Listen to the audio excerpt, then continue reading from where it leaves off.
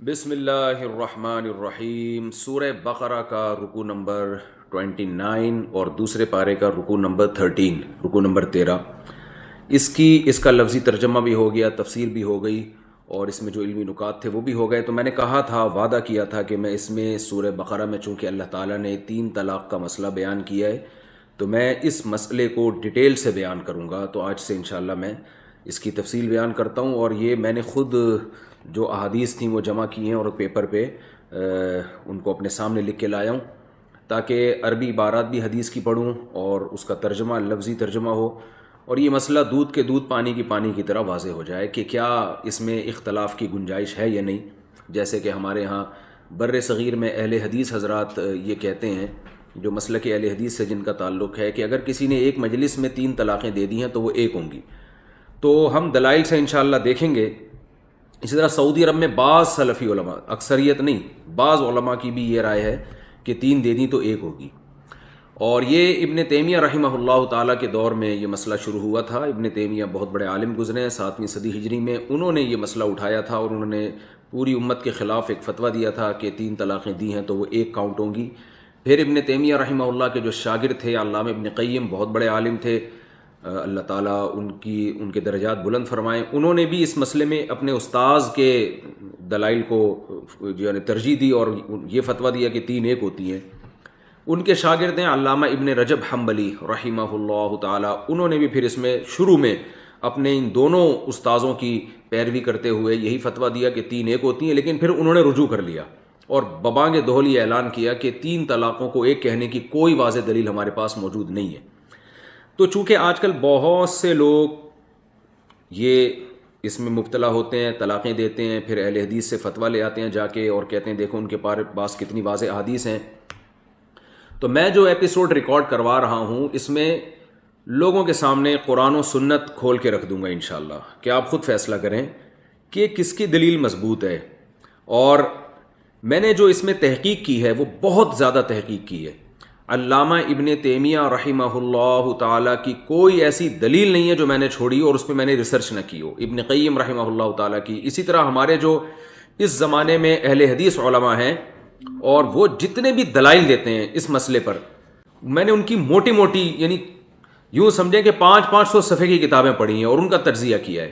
اور اس میں اس بات سے قطع نظر کہ امام ابو حنیفہ کیا کہتے ہیں، امام شافعی کیا کہتے ہیں، اس سے قطع نظر سیدھا قرآن و سنت کے دلائل آپ کے سامنے رکھوں گا۔ بعد میں پھر فقہا کے اقوال پیش کروں گا انشاءاللہ کہ کس کی کیا رائے ہے، لیکن ابتدا میں اس میں فوکس کیا جائے گا قرآن و سنت کو، تاکہ آپ کے سامنے دودھ کا دودھ اور پانی کی طرح واضح ہو جائے کہ دلائل کی دنیا میں کس کا قول مضبوط ہے اور کون سا قول ایسا ہے جس کو آپ چھوڑ نہیں سکتے۔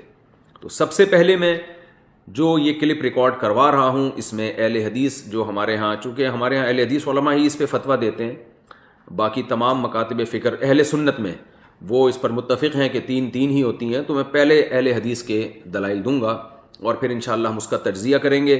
پھر ان دلائل کے بعد میں پھر انشاءاللہ دوسرے علماء، جو جمہور علماء جن کو کہا جاتا ہے، میری نظر میں یہ مسئلہ اجماعی ہے۔ جمہور میں جب کہوں گا نا کہ جمہور کا یہ قول ہے کہ 3 ہوتی ہیں، تو جمہور سے مراد صحابہ اور تابعین کے بعد یہ مسئلے میں اختلاف پیدا ہوا ہے، تو اس وقت پھر جمہور الگ تھے اور چند لوگ الگ تھے، لیکن تو میں انہی کی رعایت کرتے ہوئے اس کو جمہور کا قول قرار دوں گا۔ لیکن حقیقت یہ ہے کہ اگر آپ احادیث میں جائیں گے تو صحابہ اور تابعین تک اس مسئلے پر مکمل اجماع تھا، کوئی ایک قول بھی ہمیں واضح ایسا نہیں ملتا جس میں آتا ہو کہ انہوں نے 3 کو ایک کہا ہو، تو اجماع کے بعد اختلاف رائے کی گنجائش نہیں ہوتی۔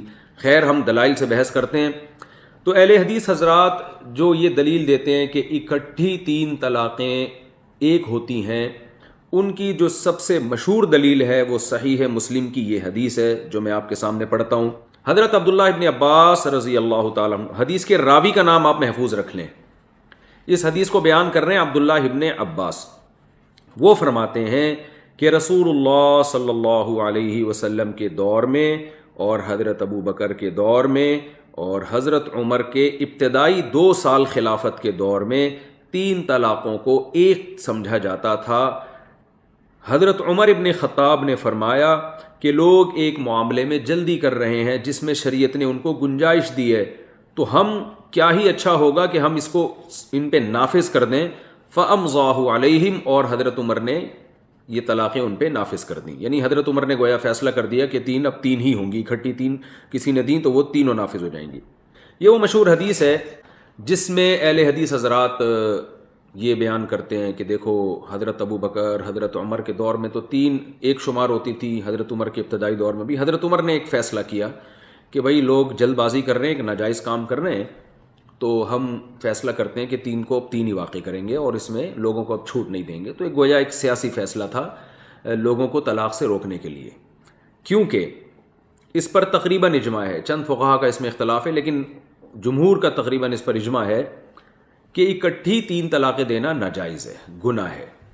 تو حضرت عمر نے لوگوں کو ایک ناجائز کام سے روکنے کے لیے فیصلہ کیا کہ اکٹھی تین دو گے تو بیوی حرام ہو جائے گی. یہ وہ حدیث ہے، مشہور حدیث جو اہل حدیث حضرات پیش کرتے ہیں. اچھا، یہاں پر ایک بات میں یہ بھی عرض کروں کہ اہل حدیث علماء کو میں نے جو بھی ان کی ٹی وی میں ٹاک سنی ہے یا سوشل میڈیا پہ، جب وہ اس حدیث کا ترجمہ کرتے ہیں تو اکثر ایک لفظ اپنی طرف سے بڑھا دیتے ہیں. اس میں وہ لفظ یہ ہے، وہ اس حدیث کا ترجمہ یوں کرتے ہیں کہ نبی صلی اللہ علیہ وسلم کے دور میں، ابو بکر رضی اللہ تعالی عنہ کے دور میں اور حضرت عمر کے ابتدائی 2 سال میں اکٹھی تین طلاقوں کو ایک سمجھا جاتا تھا، یا ایک مجلس کی تین طلاقوں کو ایک سمجھا جاتا تھا. حضرت عمر نے ان کو پھر نافذ کر دیا. تو یہ جو اکٹھی کا لفظ ہے یا ایک مجلس کا لفظ ہے یہ حدیث میں نہیں ہے، یاد رکھیں. تو یہ اس سے لوگ اس میں جاتے ہیں کنفیوژن میں. لوگ سمجھتے ہیں کہ اس زمانے میں اکٹھی تین نبی کے دور میں ایک ہوتی تھی، حضرت عمر نے اکٹھی والی کو تین کر دیا. ایسا کچھ بھی نہیں ہے. حدیث کی جو ورڈنگ ہے وہ یہ نہیں ہے. الفاظ کیا ہے میں دوبارہ بتاتا ہوں. الفاظ یہ ہیں کہ نبی صلی اللہ علیہ وسلم کے دور میں ابو بکر اور حضرت عمر کے ابتدائی دور میں تین طلاقوں کو ایک سمجھا جاتا تھا. اس میں یہ نہیں ہے کہ ایک مجلس کی ہوں یا الگ الگ مجلس کی ہوں، ایک نشست کی ہوں یا الگ الگ مہینوں کی ہوں، ایسا کچھ بھی نہیں ہے. تو اس سے یہ جو نتیجہ نکالا جاتا ہے نا کہ نبی کے دور میں ایک مجلس کی تین ایک اور حضرت عمر نے اس ایک مجلس کی تین کو تین کر دیا، یہ نتیجہ درست نہیں ہے. سوال پیدا ہوتا ہے پھر درست معنی کیا ہے؟ درست معنی بتانے سے پہلے میں آپ سے ایک بات عرض کروں گا. حدیث کا ظاہری الفاظ ایسے ہیں کہ اگر ان پر عمل ہمارے لیے ممکن ہی نہ ہو، اس کی کوئی لاجک ہی نہ بنتی ہو، تو یہ ایک اصول ہے کہ پھر اس سے پتہ چلتا ہے کہ اس حدیث کا یہ مفہوم نہیں ہے جو لوگوں کے سامنے پیش کیا جا رہا ہے، اس کا مفہوم کچھ اور ہے.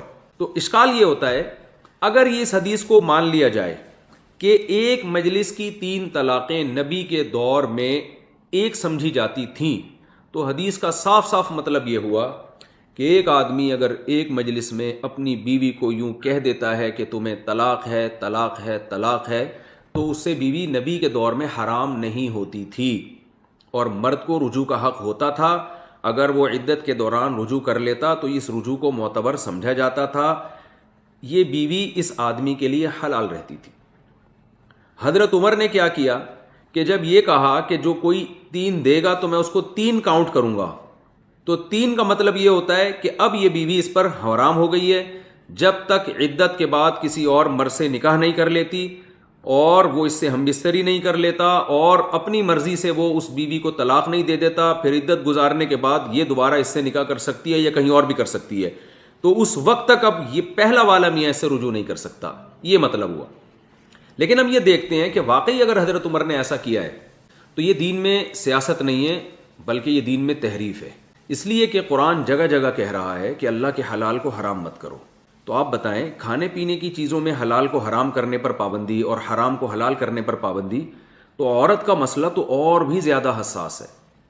حضرت عمر نے اگر تین طلاقوں کو تین نافذ کر کے حلال بیوی کو حرام کر دیا اور جس پر حرام تھی اس کے لیے حلال کر دیا، تو کیا یہ کھوپڑی میں یہ بات آتی ہے کسی کے کہ خلیفۃ المسلمین ہو، عادل ہو، مسلمانوں کا امیر ہو اور وہ اتنا بڑی ان سے غلطی ہو جائے کہ جو حلال بیوی تھی جس کے لیے اس پر حضرت عمر سیاستاً حرام کر رہے ہیں، تو سیاست میں کیا گورنمنٹ کو، خلیفہ کو اس کی اجازت ہے کہ حلال چیزوں کو حرام اور حرام کو حلال کر دے؟ کیونکہ اگر ایک آدمی نے حضرت عمر کے دور میں مثال کے طور پر زید نے اپنی بیوی کو اکٹھی تین طلاقیں دے دیں اور زید کی بیوی کا نام فار ایگزامپل ہندا تھا، اب قرآن و سنت کی روشنی میں، نبی کے دور کی روشنی میں تو یہ بیوی حلال ہے، لیکن حضرت عمر کہتے ہیں کہ یہ ہندا جو ہے زید پر حرام ہو گئی. زید کے علاوہ بکر نامی ایک شخص ہے جس سے یہ عدت کے بعد نکاح کرتی ہے. اسلام یہ کہہ رہا ہے, نبی کا دور یہ کہہ رہا ہے, ابو بکر کا دور یہ کہہ رہا ہے کہ اس بکر کے لیے اس سے نکاح جائز نہیں تھا, کیونکہ ابھی اس کے نکاح سے یہ نکلی نہیں ہے, زید کے نکاح سے. لیکن حضرت عمر کہہ رہے ہیں حلال ہے. تو آپ بتاؤ اتنا, یعنی اس سے اگر یہ دین میں تحریف نہیں ہے تو پھر تحریف کی ڈیفینیشن کیا ہے؟ جو یہود و نصارہ نے اپنے دین کو جس طرح سے تباہ و برباد کیا تحریفیں کر کر کے, تو اس کا مطلب تو حضرت عمر رضی اللہ تعالیٰ عنہ بہت بڑے محرف تھے. تو یہ سیاست نہیں ہے, یہ تحریف ہے. سیاست جب ہوتی کہ نبی کے دور میں 3 طلاقیں دینے والے کے لیے کوئی پنشمنٹ نہیں تھی, سزا نہیں تھی, یہ جرم ہے, گناہ ہے, لیکن کوئی سزا نہیں تھی. حضرت عمر نے یہ کام کیا. احادیث میں آتا ہے کہ جو 3 طلاقیں دیتا تھا حضرت عمر رضی اللہ تعالیٰ عنہ سے کوڑے مارتے تھے. تو سزا کا جو قانون ہے نا, اس کا سیاست سے تعلق ہے کہ جب لوگ شرافت سے ایک گناہ سے باز نہیں آ رہے تو آپ شر اور آفت کے ذریعے یعنی سزا کے ذریعے آپ ان کو گناہ سے روکنے کی کوشش کریں. گورنمنٹ اس میں لا بھی بنا سکتی ہے, قانون سازی بھی کر سکتی ہے, سزائیں بھی دے سکتی ہے, تو یہ سب چیزیں تو ٹھیک ہیں, لیکن یہ اجازت نہیں ہے کہ حلال کو حرام اور حرام کو حلال کر دیا جائے, کیونکہ یہ تو دین کا تماشا ہو جائے گا. اور اگر ہم فرض کر لیں حضرت عمر سے معاذ اللہ نقل کفر نباشت یہ جرم ہوا بھی تھا, تو ہم صحابہ کرام کی تاریخ میں دیکھتے ہیں حضرت عمر سے اس سے چھوٹی چھوٹی غلطیاں اگر ہوئی ہیں تو صحابہ کرام کھڑے ہوئے ہیں. مشہور واقعہ ہے, حضرت عمر رضی اللہ تعالی عنہ کھڑے ہوئے ہیں, لوگوں نے اٹھ کے پوچھا کہ آپ کے پاس اتنا بڑا کرتا کہاں سے آیا؟ جو مال غنیمت میں کرتے ملے وہ تو چھوٹے کرتے ملے ہیں, یہ بڑا کرتا کہاں سے آیا؟ حضرت عمر نے پھر اس کی ریزن بیان کی. حضرت عمر رضی اللہ تعالیٰ عنہ اعلان کرتے ہیں کہ آج سے کسی خاتون کا مہر جو ہے وہ 400 درہم سے زیادہ نہیں ہوگا. ایک خاتون مجمع میں کھڑی ہو گئی کہ اللہ تو فرماتے ہیں ان آتیتم احداہن قنطارا فلا تأخذوا منہ شیئا, اگر کسی عورت کو سونے کا پہاڑ بھی دیا ہو تو واپس نہیں لے سکتے. آپ کہہ رہے ہو 400 درہم سے زیادہ, اللہ تو سونے کے پہاڑ کا ذکر کر رہا ہے مہر میں. حضرت عمر نے فوراً فرمایا اصاب امرأۃ واخطأ رجل, عورت نے درست بات کہی اور مرد سے خطا ہو گئی, یعنی اپنے بارے میں رجوع کیا. تو صحابہ اتنی چھوٹی چھوٹی خطاؤں پہ نہیں چھوڑتے تھے, اور وہ اتنا بڑا مسئلہ کہ کسی ایک صحابی کی حلال بیوی کو حضرت عمر ان صحابی پہ حرام کر دیں اور جس کے لیے حرام تھی اس کے لیے حلال کر دیں, تو غیرت کا مسئلہ بن سکتا تھا. لیکن ہم دیکھتے ہیں پورے ذخیرہ حدیث میں کوئی ایک ضعیف حدیث بھی ایسی نہیں ملتی کہ حضرت عمر کے اس فیصلے پر کسی ایک ادنا سے ادنا صحابی نے بھی اعتراض کیا ہو یا اشکال کیا ہو. حتیٰ کہ اس حدیث کے جو راوی ہیں عبداللہ ابن عباس, وہ بھی جب فتویٰ دیتے تھے تو یہی دیتے تھے کہ 3 طلاقیں 3 ہی ہوتی ہیں, ایک نہیں ہوتی, جو میں انشاءاللہ ابھی آپ کے سامنے عبداللہ بن عباس کی وہ روایتیں پیش کروں گا. ہمارے ہاں بعض اہل حدیث حضرات یہ بھی کہتے ہیں کہ عبداللہ بن عباس سے دونوں روایتیں ہیں کہ 3 ایک بھی ہیں اور 3 3 بھی. یہ بالکل غلط ہے. وہ جو روایت ہے میں اس کی بھی حقیقت پیش کروں گا جو اہل حدیث حضرات پیش کرتے ہیں کہ 3 ایک والی بھی روایت, 3 کے ایک والی کوئی روایت نہیں ہے عبداللہ بن عباس سے. وہ انشاءاللہ جو اہل حدیث حضرات بتاتے ہیں نا وہ میں آپ کے سامنے رکھوں گا کہ یہ روایت کیا ہے, اس کا ترجمہ کیا ہے, اس کا مطلب کیا ہے. اور ویسے بھی کامن سینس کے خلاف ہے کہ عبداللہ بن عباس کسی کو کہہ رہے ہیں تمہاری بیوی حلال ہے, کسی کو کہہ رہے ہیں حرام ہے. تو یہ مفتی کو تھوڑی اختیار ہے کہ جب چاہے کسی کو حلال کر دے کسی کو حرام کر دے. وہ تو جو فتویٰ ہوگا جو حضرت عبداللہ بن عباس کی رائے ہوگی وہی اسی رائے پہ فتویٰ دیں گے. وہ اس سے پتہ چلتا ہے کہ اگر ہم اس حدیث کا یہ مطلب لیں کہ نبی کے دور میں 3 طلاقیں 3 ہوتی تھیں, حضرت عمر نے اس کو نبی کے دور میں 3 ایک ہوتی تھیں, حضرت عمر نے 3 کیا ہے, تو یہ بہت بڑا اشکال ہوتا ہے. اس سے صاف پتہ چلتا ہے کہ اس حدیث کا وہ مفہوم نہیں ہے جو ہمارے اہل حدیث حضرات بیان کرتے ہیں. اب صحیح مفہوم کیا ہے تو میں اسی سے ملتی جلتی ایک اور حدیث آپ کے سامنے پیش کروں گا, اس سے آپ کو پتہ چلے گا کہ اس حدیث کا مطلب کیا ہے. اس حدیث کا مطلب بالکل یہی ہے جو اس حدیث کا جو میں آپ کے سامنے پیش کر رہا ہوں. صحیح ہے مسلم جلد نمبر 2 حدیث نمبر 451. حضرت جابر بن عبداللہ رضی اللہ تعالیٰ عنہ فرماتے ہیں کہ ہم رسول اللہ صلی اللہ علیہ وسلم کے دور میں اور ابو بکر کے دور میں اور حضرت عمر کے ابتدائی دور میں عورتوں سے متع کیا کرتے تھے ایک مٹھی کھجور کے ساتھ یا آٹے کے ساتھ. یعنی کسی عورت کو ایک مٹھی کھجور دے کے متع کرتے تھے. متع کہتے ہیں ٹیمپریری نکاح, جو شیعہ حضرات جس کے قائل ہیں کہ ایک عورت سے 1 گھنٹے کی شادی, 2 گھنٹے کی شادی, 1 ہفتے کی شادی, اسے 1 ہفتے کے بعد وہ نکاح خود بخود کالعدم, نکاح تو نہیں ہوتا تھا, وہ ایگریمنٹ خود بخود ختم سمجھا جاتا تھا. تو حضرت جابر بن عبداللہ فرماتے ہیں کہ ہم نبی کے دور میں یہ کام کیا کرتے تھے حتی نہا عنہ عمر, یہاں تک کہ حضرت عمر نے پابندی لگا دی. شیعہ حضرات بالکل یہی دلیل دیتے ہیں کہ یار دیکھو یہ جو متع کو تم حرام کہتے ہو اہل سنت کے جو چاروں مکاتب فکر ہیں نا، حنفی، مالکی، شافعی، حنبلی اور حتیٰ کہ اہل حدیث بھی، یہ سب متع کو حرام مانتے ہیں. ٹیمپریری نکاح اسلام میں نہیں ہوتا کہ کسی عورت سے آپ 2 گھنٹے کی شادی کریں، 4 گھنٹے کی شادی کریں اور 4 گھنٹے کے بعد وہ خود بخود کالعدم ہو جائے، ایسا نہیں ہوتا، یہ زنا ہی ہے. لیکن جابر بن عبداللہ فرماتے ہیں ہم نبی کے دور میں بھی یہ کام کرتے تھے، ابو بکر کے دور میں بھی یہ کام کرتے تھے، حضرت عمر نے پابندی لگائی. تو جو اس حدیث کا جواب ہے نا، وہ اہل حدیث حضرات کو ہم کہتے ہیں آپ جو حدیث پیش کرتے ہیں اس کا بھی وہی جواب ہے کہ نبی کے دور میں 3 ایک ہوتی تھیں، ابو بکر کے دور میں 3 ایک ہوتی تھی، حضرت عمر نے 3 کو 3 قرار دیا ہے. تو اس حدیث کا جو جواب ہے اس کا بھی وہی جواب ہے. یہ جو متع والی حدیث ہے، اس کا کیا جواب اہل سنت دیتے ہیں کہ ہم مانتے ہیں کہ جابر بن عبداللہ رضی اللہ تعالی عنہ یہ متع خود بھی کرتے ہوں گے اور دوسرے صحابہ بھی بعض کرتے تھے جن کے بارے میں جابر بن عبداللہ فرماتے ہیں، لیکن یہ جو متع ہوتا تھا یہ نبی کے آرڈر پہ، نبی کی اجازت پہ نہیں ہوتا تھا. ابو بکر کے دور میں اگر متع ہوا ہے، حضرت ابو بکر کی پرمیشن سے نہیں ہوا. حضرت عمر کے ابتدائی دور میں اگر متع ہوا ہے، حضرت عمر کی پرمیشن سے نہیں ہوا. اور یہ جو حضرت عمر نے پابندی لگائی ہے، یہ پابندی کوئی نئی پابندی نہیں ہے، وہی پابندی ہے جو حضرت ابو بکر کے دور میں، حضرت نبی صلی اللہ علیہ وسلم کے دور میں لگ چکی تھی. لیکن بہت سے صحابہ کو اس لگنے کا علم نہیں تھا، اس وجہ سے وہ متع کیا کرتے تھے. نبی صلی اللہ علیہ وسلم نے متع پر پابندی لگائی، خیبر کے موقع پر بھی اور بعد میں بھی آپ نے پابندی لگائی، جس کے بارے میں بخاری مسلم کی حدیثیں موجود ہیں. لیکن اس پابندی کا بہت سے صحابہ کو علم نہیں ہوا تو وہ کرتے رہے. کیوں کرتے رہے؟ اس لیے کہ متع زمانے جاہلیت میں حلال سمجھا جاتا تھا، لوگ کرتے تھے متع. کہیں سفر پہ جاتے، بیوی ساتھ نہیں ہے تو 4 گھنٹوں کے لیے، ایک ہفتے کے لیے کسی عورت سے شادی کر لی اور وہ 1 ہفتے کا ایگریمنٹ کر لیا، اسے کچھ دے دیا اور وہ 1 ہفتے بعد خود بخود وہ نکاح، یعنی وہ ایگریمنٹ کا لدم سمجھا جاتا تھا. تو زمانے جاہلیت میں متع ہوا کرتا تھا. بعض صحابہ اسی زمانے جاہلیت کی رسم پہ چلے آ رہے تھے، نبی صلی اللہ علیہ وسلم نے پابندی لگائی، اس پابندی کا سب کو علم نہیں ہوا. یہ ہو سکتا ہے، بہت سے مسائل ہیں جو بعد میں صحابہ کو پتہ چلے. آپ نے حجۃ الوداع کے موقع پر بھی اعلان کیا، بہت سے صحابہ کو نہیں پتہ چل سکا. تو حضرت ابو بکر کے دور میں بھی ایسا ہوتا رہا. حضرت عمر نے پابندی لگانے کا مطلب یہ ہے کہ نئے سرے سے حضرت عمر نے اس حکم کی تجدید کی جو نبی کے دور میں ہو چکا تھا. اور پھر دوسری حدیث میں آتا ہے حضرت عمر نے فرمایا اب اس بارے میں کسی کا عذر نہیں چلے گا، کوئی اگر متع کرے گا تو میں اس کو رجم کروں گا. اگر شادی شدہ آدمی متع کرتے ہیں، یعنی زنا والی سزا میں نافذ کروں گا، تو اس بارے میں کسی کا عذر نہیں چلے گا. تو یاد رکھیں، جیسے زمانے جاہلیت میں متع کو حلال سمجھا جاتا تھا، اس بیس پہ بعض صحابہ حضرت عمر کے دور تک کرتے رہے. بالکل اسی طرح زمانے جاہلیت میں 3 طلاقوں کو ایک سمجھا جاتا تھا، خواہ وہ 3 طلاقیں ایک مجلس کی ہوں یا 3 مہینے میں تقسیم کر کے دی جائیں، ہر طرح کی 3 طلاقوں کو ایک سمجھا جاتا تھا. اس کی دلیل میں آگے حدیث پیش کر رہا ہوں. ہر طرح کی 3 طلاقوں کو ایک سمجھا جاتا تھا، اور ایک سمجھنے کا مطلب یہ ہے کہ مرد جتنی بھی طلاقیں دے دیتا، عدت کے اندر اندر اسے رجوع کا حق حاصل تھا. اسلام نے اس حکم کو ختم کیا اور سورہ بقرہ کی وہ آیتیں نازل ہوئیں جو میں نے آپ کے سامنے اس ایپیسوڈ میں تلاوت کی ہیں.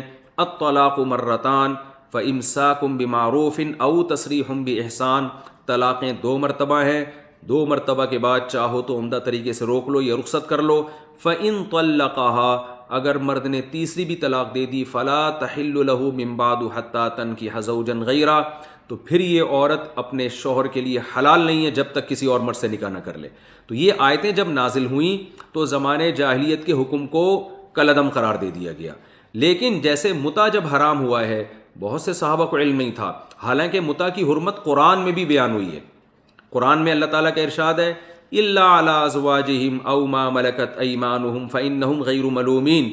یہ سورہ مومنون کے پہلے رکوع میں بھی آیتیں ہیں اور سورہ معارج جو 29ویں پارے میں اس میں بھی آیتیں ہیں کہ ایمان والے اپنی خواہش صرف اپنی بیوی اور باندی سے پوری کرتے ہیں، بیوی اور باندی سے، اس کے علاوہ کوئی اور راستہ ان کے پاس نہیں، کوئی آپشن ان کے پاس نہیں ہے.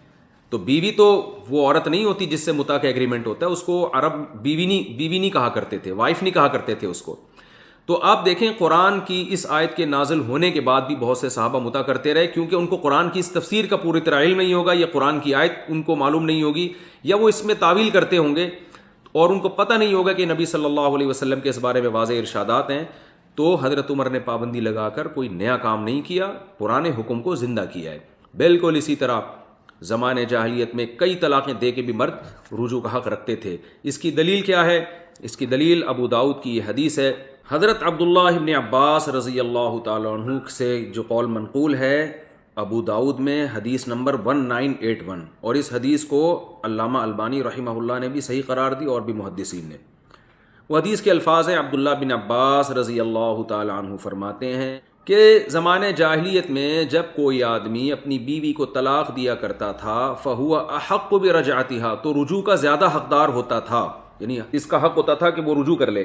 وَإِن طَلَّقَهَا ثَلَاثًا، اگرچہ اس نے 3 طلاقیں دی ہوتی. فَنُسِخَ ذَلِكَ، اس حکم کو منسوخ کیا گیا.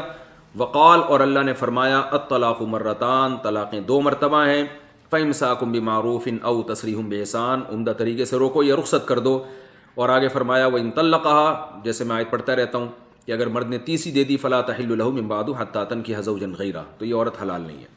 تو عبداللہ بن عباس جو اس حدیث کے راوی ہیں، جو اہل حدیث پیش کرتے ہیں، اس لیے میں نے کہا تھا نا وہ راوی کا نام ضرور یاد کریں. آگے آپ کو بہت ساری چیزیں انہی راوی سے ملیں گی جو اس حدیث کے بارے میں بتا رہی ہیں کہ اس حدیث کا وہ مطلب نہیں ہے جو اہل حدیث پیش کرتے ہیں. تو عبداللہ بن عباس نے صاف طور پہ بتا دیا کہ جیسے متع زمانے جاہلیت میں ہوا کرتا تھا، بہت سے لوگ اسی بیس پہ کرتے رہے، تو اسی طرح 3 طلاقوں کو زمانے جاہلیت میں ایک سمجھا جاتا تھا. تو نبی کے دور میں بھی ایک ہی سمجھا جاتا رہا. نبی نے نہیں سمجھا، ایسی کوئی حدیث نہیں ہے. ابو بکر نے نہیں سمجھا، ایسی کوئی حدیث ہمارے پاس نہیں ہے. سمجھا جاتا رہا. کون سمجھا جاتا رہا؟ وہ لوگ جن کو علم نہیں تھا کہ 3 طلاقوں کا حکم اللہ نے منسوخ کر دیا اور اب 3 ہی ہوں گی. تو یہ مطلب ہے، اس سے دودھ کا دودھ اور پانی کی طرح یہ مسئلہ واضح ہو جاتا ہے. آئیے ہم اب ایک دوسری روایت کی طرف چلتے ہیں کہ اور بھی کچھ ایسے کام ہیں جو نبی کے دور میں ہوئے ہیں لیکن اس پر کوئی بھی فتویٰ نہیں دیتا. امام ترمذی امام بخاری رحمہ اللہ تعالیٰ کے شاگرد ہیں. وہ ایک حدیث پیش کرتے ہیں ترمذی میں. ترمذی کی عبارت ہے، عمار ابن یاسر فرماتے ہیں کہ ہم نے نبی کے ساتھ تیمم کیا کندھوں تک اور بغلوں تک، یعنی بازو جو ہے نا، ہم نے کندھے تک تیمم کیا اور بغلوں تک. پوری امت کا اجماع ہے کہ تیمم صرف کوہنیوں تک ہوگا، اس سے اوپر کوئی بھی قائل نہیں ہے. حتیٰ کہ اہل حدیث بھی کہتے ہیں کہ کوہنیوں تک تیمم ہوگا. لیکن ہمارے پاس حدیث ملتی ہے کہ حضرت عمار ابن یاسر کہتے ہیں ہم نے نبی کے دور میں نبی کی موجودگی میں یہ کام کیا ہے. تو پھر اس پہ فتویٰ کیوں نہیں دیتے ہم؟ اس کی وجہ امام ترمذی خود بیان کرتے ہیں. امام بخاری کے شاگرد امام ترمذی اس حدیث کو بیان کرنے کے بعد لکھتے ہیں، یہ الفاظ میں پورے امام ترمذی کے پڑھ کے سنا رہا ہوں. ترمذی جلد نمبر 1 صفحہ نمبر 38 پر فرماتے ہیں کہ جو حدیث عمار ہے نا، جس میں آتا ہے کہ ہم نے نبی کی موجودگی میں کندھوں تک اور بغلوں تک تیمم کیا ہے، یہ اس حدیث کے خلاف نہیں ہے جس میں کوہنیوں تک اور کف تک جو ہے تیمم کا تذکرہ ہے. اس لیے کہ حضرت عمار نے یہ نہیں کہا کہ نبی کی موجودگی میں ہم نے یہ نبی کے حکم سے کیا ہے، ایسا کچھ بھی نہیں ہے. انہوں نے تو کہا ہے کہ ہم نے یہ کیا ہے، بس اپنے اوپر کہا ہے کہ ہم یہ سمجھتے تھے، ہم یہ کرتے تھے. نبی کی ذمہ داری انہوں نے نہیں لی، اس لیے کہ نبی سے جو ہمیں حدیث ملتی ہے وہ ملتی ہے فلما سأل النبی صلی اللہ علیہ وسلم، جب نبی سے براہ راست پوچھا گیا امرہ بالوجہ والکفین، تو آپ نے چہرہ اور ہتھیلیوں کا حکم دیا. والدلیل علی ذلک علی ما افتى به عمار بعد النبی صلی اللہ علیہ وسلم، اور اس کی مضبوط دلیل وہ فتویٰ ہے جو نبی کے دنیا سے جانے کے بعد حضرت عمار بن یاسر دیا کرتے تھے، اور وہ فتویٰ یہی تھا التیمم قال الوجہ والکفین، کہ تیمم میں چہرہ اور ہتھیلیاں کا تیمم ہوگا. ففی ھذا دلالۃ علی انہ انتہى الی ما علمہ النبی صلی اللہ علیہ وسلم، کہ حضرت عمار نے اپنی رائے کو چھوڑ دیا تھا اور وہ اسی پر فتویٰ دیتے تھے جو نبی صلی اللہ علیہ وسلم نے ان کو بتایا. بالکل یہی معاملہ حضرت عبداللہ بن عباس والا ہے. حضرت عبداللہ بن عباس کہہ رہے ہیں کہ ہم نبی کے دور میں 3 کو ایک سمجھا جاتا تھا. پھر عبداللہ بن عباس رضی اللہ تعالی عنہ خود جو حدیث پیش کرتے ہیں، خود جو فتویٰ دیتے ہیں، وہ 3 کو 3 کہنے کا دیتے ہیں. تو جیسے حضرت عمار کا یہ کہنا کہ نبی کی موجودگی میں ہم نے یہ کیا ہے، اس کی دلیل نہیں ہے کہ نبی کے حکم سے کیا ہے. تو یاد رکھیں اسی طرح عبداللہ بن عباس کا یہ کہنا کہ نبی کے دور میں 3 کو ایک سمجھا جاتا تھا، یہ اس کی دلیل نہیں ہے کہ نبی کے حکم سے سمجھا جاتا تھا. اس لیے کہ جیسے تیمم کے بارے میں واضح حدیث موجود ہیں کہ وہ کندھوں تک نہیں ہے، اسی طرح 3 طلاق کے بارے میں بخاری، مسلم اور قرآن کی واضح دلائل موجود ہیں جو میں پیش کروں گا انشاءاللہ. جب میں دلائل دینے پر آؤں گا ان سے صاف پتہ چلتا ہے کہ نبی کے دور میں ایک مجلس کی 3 طلاقوں کو 3 ہی کاؤنٹ کیا گیا ہے. یہ میں انشاءاللہ آگے دلائل پیش کروں گا. تو اس سے صاف پتہ چلتا ہے کہ ہمارے جو اہل حدیث بھائی یہ جو حدیث صحیح مسلم کی پیش کرتے ہیں، اس کا وہ قطعاً مفہوم نہیں ہے جو بیان کیا جا رہا ہے. اس پہ میں نے آپ کے سامنے بہت سارے دلائل پیش کر دیے. اب ہم عبداللہ بن عباس رضی اللہ تعالی عنہ کے فتوے کی طرف آتے ہیں کہ ظاہر ہے جو حدیث بیان کرنے والے صحابی ہیں وہ اپنی حدیث کا جو مفہوم خود بیان کریں گے اسی کو آپ فالو کریں گے نا. یا چلیں کسی حدیث کے دو مطلب نکلتے ہوں, ایک صحابی کوئی مطلب بیان کر رہا ہے, دوسرا مطلب بیان کر رہا ہے, تو آپ کیا چلیں ہم اس مطلب کو نہیں لیتے اس مطلب کو لیتے ہیں, لیکن ہم یہاں دیکھتے ہیں کہ اس حدیث کا اس کے علاوہ کوئی مفہوم بیان ہی نہیں کیا جا رہا. تو اس کا مطلب کہ بھائی جو ہمارے اہل حدیث بھائی ہیں وہ ایک ایسا مفہوم بیان کر رہے ہیں جس کو پوری دنیا میں کوئی بھی نہیں مانتا, جو صحابہ تابعین نہیں مانتے اس کو. تو آئیے ہم عبداللہ بن عباس کا جو اپنا فتویٰ ہے اس پر ہم بحث کرتے ہیں. حضرت عبداللہ بن عباس کا جو فتویٰ ہے نا وہ میں بیان کرنے سے پہلے سورہ طلاق کی آیتوں کا صرف ترجمہ کروں گا آپ کے سامنے, کیونکہ عبداللہ بن عباس نے جب اکٹھی 3 طلاقیں دینے والے کو یہ فتویٰ دیا نا کہ 3 ہو گئی ہیں اور بیوی حرام ہو گئی ہے, تو قرآن کی آیتیں اس میں بطور دلیل کے پیش کی ہیں, اور یہ فتویٰ عبداللہ بن عباس نے نبی سے دنیا کے جانے کے بعد دیا ہے. تو وہ آیتیں میں آپ کے سامنے پیش کروں گا. وہ آیتیں ہیں سورہ طلاق کی. آپ ابھی قرآن اٹھائیے, 28ویں پارے میں سورہ طلاق نکالیے اور اس کی ابتدائی آیات کا لفظی ترجمہ پڑھیں. میں آیتیں آپ کے سامنے تلاوت کرتا ہوں. بسم اللہ الرحمن الرحیم. یا ایھا النبی, اے نبی, اذا طلقتم النساء, جب تم عورتوں کو طلاق دو, یعنی نبی کے توسط سے پوری امت کو بتایا جا رہا ہے کہ جب بھی بیویوں کو طلاق دو, فطلقوہن لعدتہن, تو عدت کے اوقات میں تقسیم کر کے دیا کرو. عدت کے اوقات کیا ہوتے ہیں؟ 3 طہر, جو تفصیل سے پچھلے ایپیسوڈ میں بتائے جا چکے ہیں. 3 طہر میں یعنی 3 مہینے میں ڈیوائیڈ کر کے دیا کرو. فطلقوہن لعدتہن واحصوا العدہ, اور پھر عدت کو کاؤنٹ بھی کرو, حساب و کتاب بھی رکھو. کیا مطلب؟ صاف طور پہ بتایا جا رہا ہے کہ اکٹھی مت دو, 1 مہینے میں 3 مت دو, 2 مہینے میں بھی 3 مت دو, بلکہ 3 کو 3 مہینوں میں ڈیوائیڈ کرنا پڑے گا. فطلقوہن لعدتہن واحصوا العدہ واتقوا اللہ ربکم, اپنے رب سے ڈرو.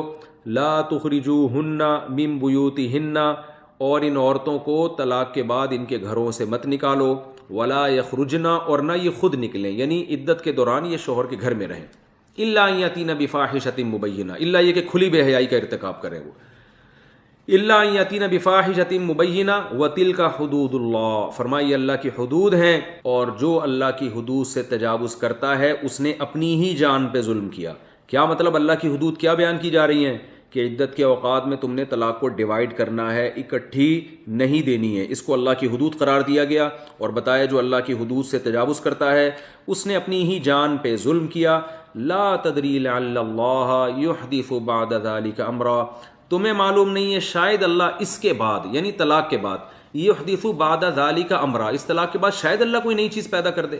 یعنی حکمت بیان کی جا رہی ہے کہ تم نے اکٹھی نہیں دینی ہے, کیونکہ اس بات کا امکان موجود ہے کہ طلاق کے بعد رجوع کی کوئی صورت پیدا ہو جائے, تمہارے دل نرم پڑ جائیں, کچھ بھی ہو جائے, تو اکٹھی دینے میں یہ حکمت فوت ہو جائے گی. یہ یعنی جو پہلے آرڈر دیا نا آیت کے شروع میں کہ تقسیم کر کے دو, اس کی حکمت بیان کی جا رہی ہے. لا تدری لعل اللہ یحدث بعد ذلک امرا, تمہیں معلوم نہیں ہے شاید اللہ اس طلاق کے بعد کوئی صورت پیدا کر دے. فاذا بلغن اجلہن, پس جو وہ عورتیں اپنی عدت کو پہنچ جائیں, فامسکوہن بمعروف, چاہو تو عمدہ طریقے سے ان کو روک لو.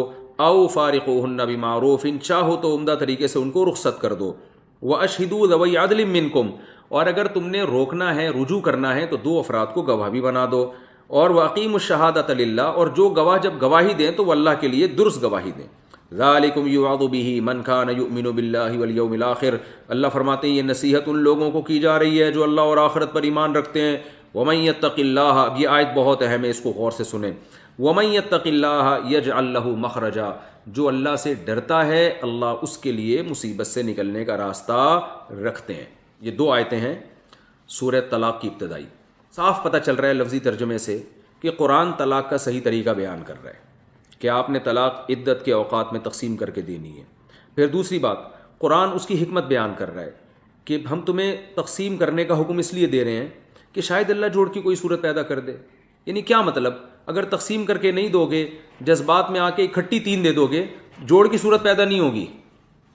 اور پھر تیسرے نمبر پہ قرآن کہہ رہا ہے وَمَن يَتَّقِ اللَّهَ يَجْعَل لَّهُ مَخْرَجًا, جو اللہ سے ڈرتا ہے اللہ مصیبت سے نکلنے کا راستہ رکھتے ہیں. صاف پتہ چل رہا ہے کہ جو اللہ کے بتائے ہوئے طریقے کے مطابق طلاق دے گا نا, تو طلاق دے کر اس نے خود کو جس مصیبت میں ڈالا ہے اس مصیبت سے اللہ اس کے لیے نکلنے کا راستہ رکھتے ہیں. اور اگر غلط طریقے سے طلاق دی ہے تو جس مصیبت میں اس نے اپنے آپ کو ڈالا ہے اس مصیبت سے اب اللہ نے اس کے لیے نکلنے کا راستہ نہیں رکھا.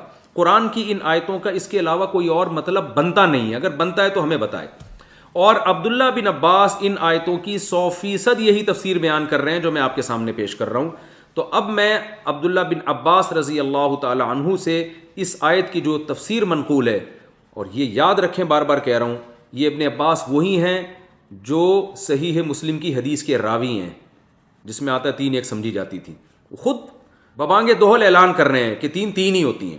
تو اب میں آپ کے سامنے حضرت عبداللہ بن عباس رضی اللہ تعالی عنہ کی تفسیر پیش کرتا ہوں کہ عبداللہ بن عباس اس آیت کی تفسیر میں کیا ارشاد فرماتے ہیں. حضرت عبداللہ بن عباس رضی اللہ تعالیٰ عنہ سے روایت کرتے ہیں ان کے شاگرد سعید ابن جبیر. یہ صحیح ہے بخاری کی حدیث ہے جو میں آپ کے سامنے پیش کر رہا ہوں، حدیث نمبر 75. اس میں آتا ہے کہ رسول اللہ صلی اللہ علیہ وسلم نے حضرت عبداللہ بن عباس رضی اللہ عنہ کو فرمایا اللہم علمہ الکتاب، اے اللہ اسے کتاب کا علم سکھا، یعنی کتاب کی تفسیر سکھا اس کو. دوسری حدیث جو علامہ البانی رحمہ اللہ تعالیٰ نے سلسلۃ الصحیحہ میں جلد نمبر 6 اور صفحہ نمبر 173 پہ جو جس حدیث کو صحیح قرار دیا ہے، اس میں حضرت سعید رضی اللہ تعالیٰ عنہ کے الفاظ یہ ہیں اللہم علمہ التاویل، کہ آپ صلی اللہ علیہ وسلم نے حضرت عبداللہ بن عباس کے بارے میں فرمایا اے اللہ انہیں تفسیر، تاویل کا معنی ہوتا ہے تفسیر، اے اللہ انہیں تفسیر کا علم سکھا. تو عبداللہ بن عباس کو خاص طور پہ قرآن کی تفسیر میں مہارت تھی. اس پہ آپ کے سامنے میں نے 2 احادیث پیش کی. اب عبداللہ بن عباس رضی اللہ تعالیٰ عنہ اس آیت کی تفسیر میں کیا فرماتے ہیں. علامہ ابن کثیر رحمہ اللہ تعالیٰ اور قرطبی اور جتنی تفسیر کی کتابیں ہیں وہ اپنی سند کے ساتھ یہ پیش کرتے ہیں عبداللہ بن عباس سے قال ابن عباس والشعبی والضحاک هذا في الطلاق خاصة أي من طلق كما أمره الله يكن له مخرج في الرجعة في العدة. علامہ ابن کثیر فرماتے ہیں کہ عبداللہ بن عباس، امام شعبی، امام ضحاک، یہ بڑے بڑے مفسر جتنے بھی تھے ان سب کا یہ قول ہے کہ یہ جو سورۃ طلاق میں اللہ نے ارشاد فرمایا وَمَن يَتَّقِ اللَّهَ يَجْعَل لَّهُ مَخْرَجًا، جو اللہ سے ڈرتا ہے اللہ اس کے لیے مصیبت سے نکلنے کا راستہ رکھتے ہیں. اس آیت کی تفسیر میں عبداللہ بن عباس فرماتے ہیں من طلق کما امرہ اللہ، جو ایسے طلاق دے جیسے اللہ کا حکم تھا تو اللہ اس کے لیے عدت کے اندر رجوع کا راستہ رکھتے ہیں. اس کے لیے مصیبت، کیونکہ اکثر اکٹھی 3 طلاقیں دینے کے بعد نا لوگ پچھتاتے ہیں، تو جو اللہ کے بتائے ہوئے طریقے کے مطابق طلاق دیں گے اللہ عدت کے دوران ان کے لیے رجوع کا حق رکھتے ہیں. صاف پتہ چلتا ہے جو اس طرح سے نہیں دیتے، شریعت کے خلاف دیتے ہیں، وہ اللہ سے نہیں ڈرے، لہذا ان کے لیے اس مصیبت سے نکلنے کا راستہ ممکن نہیں ہے. حضرت عبداللہ بن عباس کے بہت بڑے شاگرد ہیں حضرت اکرمہ بھی اس آیت کی یہی تفسیر بیان کرتے ہیں. تفسیر طبری میں وہ اپنی سند سے پیش کرتے ہیں سورۃ طلاق کی ان آیتوں کے تحت عن اکرمۃ ومن یتق اللہ یجعل لہ مخرجا. حضرت عبداللہ بن عباس کے شاگرد اکرمہ بیان کرتے ہیں، قرآن کی آیت پہلے انہوں نے تلاوت کی کہ جو اللہ سے ڈرتا ہے اللہ اس کے لیے مصیبت سے نکلنے کا راستہ رکھتا ہے. تو حضرت اکرمہ فرماتے ہیں من طلق کما امر اللہ، جو ایسے طلاق دے گا جیسے اللہ نے حکم دیا، یجعل لہ مخرجا، اللہ اس کے لیے مصیبت سے نکلنے کا راستہ رکھتے ہیں. تو آپ نے دیکھا عبداللہ بن عباس، حضرت شعبی، امام ضحاک اور عبداللہ بن عباس کے شاگرد اکرمہ سب ایک ہی تفسیر بیان کر رہے ہیں. اور جیسے میں نے بتایا کہ سورہ طلاق کی جو آیتیں ہیں ان کی اس کے علاوہ کوئی اور تفسیر بنتی بھی نہیں ہے، یعنی یہ ہوتی تو سامنے کوئی تو لے کر آئے نا، کسی نے بھی اس کی مخالفت نہیں کی ہے. اس سے صاف پتہ چلتا ہے کہ سورہ طلاق کی آیتوں میں اللہ نے ہمیں بتا دیا کہ جو ایک مجلس میں 3 طلاقیں دے گا اس نے اس طرح کر کے اپنے آپ کو جس مصیبت میں ڈالا ہے تو اس مصیبت سے اب اللہ نے اس کے لیے نکلنے کا راستہ نہیں رکھا. عبداللہ بن عباس رضی اللہ تعالیٰ عنہ کا فتویٰ بھی بالکل یہی ہے جیسی وہ آیت کی تفسیر کر رہے ہیں. وہ فتویٰ میں آپ کو پڑھ کے سناتا ہوں. سنن ابو داؤد کی حدیث ہے، حدیث نمبر ہے 2197، اور یہ حدیث تمام محدثین کے نزدیک صحیح ہے، لہذا مجھے اس کی سند کی بحث کی ضرورت نہیں ہے. اہل حدیث بھی اس کو صحیح سند یعنی اس سند پہ اعتراض نہیں کر سکتے. وہ حدیث کیا ہے؟ عن مجاہد، حضرت مجاہد فرماتے ہیں جو عبداللہ بن عباس کے شاگرد ہیں، قال كنت عند ابن عباس، میں عبداللہ بن عباس کے پاس بیٹھا ہوا تھا، فجاءه رجل، ایک بندہ آیا، فقال، اور کہنے لگا، انه طلق امرأته ثلاثا، میں نے اپنی بیوی کو 3 طلاقیں دے دی ہیں. قال فسکت، عبداللہ بن عباس خاموش ہو گئے. حتی ظننت انه رادها الیہ، اتنی دیر خاموش رہے کہ ہمیں لگا شاید یہ فتویٰ دے دیں کہ بیوی لے جاؤ واپس. اتنا غور اس لیے کر رہے ہیں شاید یہ. ثم قال، لیکن اس کے بعد آپ نے سر اٹھایا اور فرمایا ینطلق احدکم، تم میں سے ایک شخص نکلتا ہے، فیرکب الحموق، حماقت پہ سوار ہوتا ہے، ثم یقول، پھر میرے پاس آ کے کہتا ہے یہ ابن عباس، یہ ابن عباس، اے ابن عباس، اے ابن عباس، یعنی کچھ میرے لیے کچھ نکالیں کوئی صورت. وَإِنَّ اللَّهَ قَالَ، حالانکہ اللہ تو یہ فرما چکا ہے، وَمَن يَتَّقِ اللَّهَ يَجْعَل لَّهُ مَخْرَجًا، جو اللہ سے ڈرتا ہے اللہ اس کے لیے مصیبت سے نکلنے کا راستہ رکھتا ہے. دیکھیں قرآن کی وہ آیت پڑھی انہوں نے. وَإِنَّكَ لَمْ تَتَّقِ اللَّهَ، تو چونکہ اللہ سے نہیں ڈرا، فَلَمْ أَجِدْ لَكَ مَخْرَجًا، میں تیرے لیے مصیبت سے نکلنے کا راستہ نہیں پاتا. عَصَيْتَ رَبَّكَ، تو نے اپنے رب کی نافرمانی کی ہے. وَبَانَتْ مِنْكَ امْرَأَتُكَ، تیری عورت تجھ سے جدا ہو گئی ہے. وَإِنَّ اللَّهَ تَعَالَى قَالَ، حالانکہ اللہ نے تو فرمایا ہے، یا ایھا النبی اذا طلقتم النساء فطلقوهن لعدتهن، اے نبی ان کو بتا دیں جب اپنی بیویوں کو طلاق دیں تو عدت کے اوقات میں تقسیم کر کے دیا کریں، 3 مہینے میں ڈیوائڈ کر کے دیا کریں. اب آپ بتاؤ صحیح سند کے ساتھ، اور یہ بخاری مسلم کی معیار کے مطابق یہ سند ہے اس کی، اتنی صحیح سند کے ساتھ عبداللہ بن عباس اتنی واضح بات کر رہے ہیں اور قرآن کی آیتیں پڑھ پڑھ کے اس کو سنا رہے ہیں. اس کے بعد بھی کیا یہ کنفیوژن رہ گئی ہے کہ جو ہے نا نبی کے دور میں اکٹھی 3 طلاق، اکٹھی کا لفظ بھی اپنی طرف سے بڑھایا آپ نے حدیث میں، اور پھر صحابہ پہ ایک الزام لگا دیا، حضرت عمر پہ ایک الزام لگا دیا. تو یہ بہت زیادہ میں سمجھتا ہوں ایک علمی خیانت ہے، اتنی واضح، اور پھر قرآن کی آیتیں پڑھ رہے ہیں. بہت سے لوگ کہتے ہیں عبداللہ بن عباس جو تھے نا، انہوں نے یہ جو فتویٰ دیا ہے نا یہ والی کہ 3 طلاقیں 3 ہوتی ہیں، یہ اصل میں حضرت عمر نے چونکہ قانون پاس کر دیا تھا کہ 3 کو اب 3 ہی سمجھا جائے گا، اس قانون کی وجہ سے ایسا کیا ہے. یہ بات اس لیے غلط ہے کہ حضرت عبداللہ بن عباس اگر اس قانون کی بیس پہ کر رہے ہوتے تو دلیل میں قرآن کی آیتیں نہ پڑھتے، وہ سورۃ طلاق کی آیتیں نہ پڑھتے، بلکہ کہتے بھائی ٹھیک ہے قرآن و سنت میں تو ایسا ہے لیکن چونکہ خلیفہ نے قانون بنایا تو میں اس قانون کی بیس پہ ایسا کر رہا ہوں. تو قرآن کی آیتیں پڑھ رہے ہیں وہ. اور دوسری بات یہ کہ خلیفہ اگر ایسا قانون بناتے تو عبداللہ بن عباس اس کو ماننے کے بجائے اس کی مخالفت کرتے کہ آپ غلط قانون بنا رہے ہیں، جس چیز کو اللہ نے حلال کیا اس کو کیسے آپ حرام کر رہے ہیں. تو ان سب باتوں سے پتہ چلتا ہے کہ یہ صحیح مسلم کی جو حدیث جس میں آتا ہے 3 طلاقیں ایک سمجھی جاتی تھی، اس کا وہ مفہوم نہیں ہے. صحیح مفہوم وہ ہے جو میں نے آپ کے سامنے پیش کیا. اب انشاءاللہ ہم اگلے ایپیسوڈ میں اس کے مزید جو اہل حدیث حضرات کے دلائل ہیں وہ میں آپ کے سامنے انشاءاللہ پیش کروں گا اور بتاؤں گا کہ اور وہ کیا دلائل دیتے ہیں اور پھر ان دلائل کا جواب کیا ہے. اور پھر آخر میں انشاءاللہ میں وہ دلائل قرآن و حدیث کے، بخاری مسلم سے احادیث اور قرآن سے آیتیں انشاءاللہ میں پیش کروں گا جن سے صاف طور پہ پتہ چلتا ہے کہ ایک مجلس کی 3 طلاقیں 3 ہی ہوتی ہیں. تو پہلے ان کے دلائل کمپلیٹ ہو جائیں، اس کے بعد